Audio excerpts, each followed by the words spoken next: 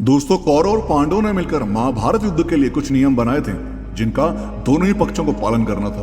अब युद्ध शुरू होने से कुछ दिनों बाद तक तो इन नियमों का पालन किया गया, लेकिन बाद में इन नियमों को कई बार तोड़ा गया और छल का सहारा लेकर योद्धाओं को मारा गया।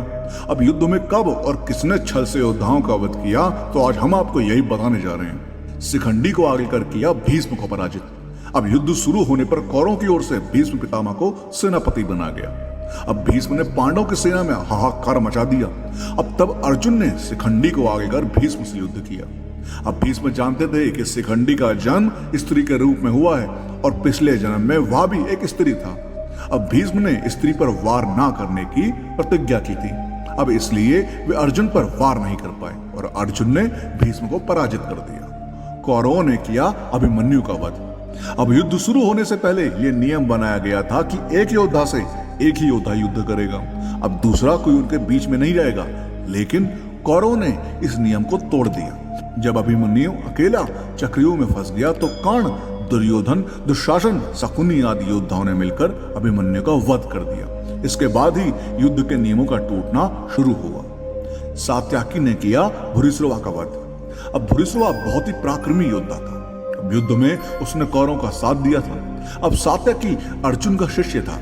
कुरुक्षेत्र में जब ये दोनों महावीर मल्ल युद्ध कर रहे थे, तब भूरिश्रवा ने सात्यकी को उठाकर जमीन पर पटक दिया और जब वह सात्यकी का वध करना चाहता था, उसी समय अर्जुन ने दूर से ही तीर चलाकर उसका हाथ काट दिया। अब अर्जुन के द्वारा इस प्रकार युद्ध के नियम तोड़ने पर भूरिश्रवा को बहुत क्रोध आया और वह उपवास लेकर वहीं बैठ गया। सात्यकी ने इसी का फायदा उठाते हुए भूरिश्रवा का वध कर दिया। अर्जुन ने ऐसे किया कर्ण का वध।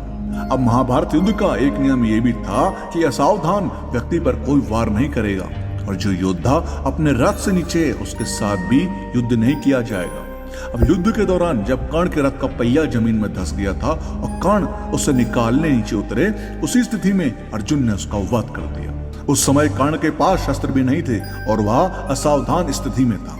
भीम ने किया दुर्योधन का वध। जब कौरवों की सेना नष्ट हो गई, तब भीम व दुर्योधन में निर्णायक गदा युद्ध हुआ।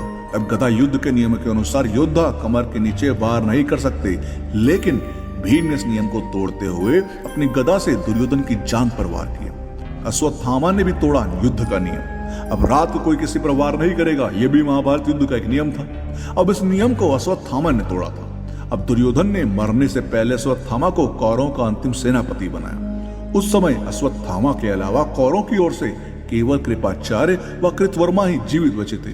अब अश्वत्थामा रात के अंधेरे में पांडवों के शिविर में घुस गया और धृष्टद्युम्न, युधामन्यु के अलावा द्रौपदी के 5 पुत्रों का वध कर दिया।